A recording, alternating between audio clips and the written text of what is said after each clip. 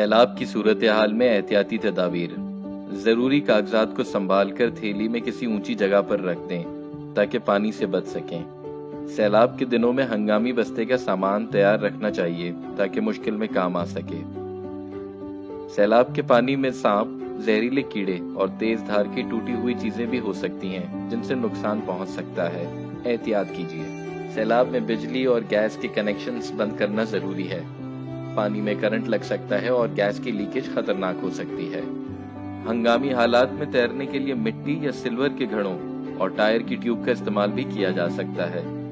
سیلاب کے دنوں میں ریڈیو سننے سے پل پل کی خبر ملتی ہے۔ بجلی کے بغیر بیٹری سے بھی لمبے عرصے تک ریڈیو چل سکتا ہے۔ ندی نالوں میں کوڑا اور پلاسٹک کی تھیلیاں وغیرہ مت پھینکیں۔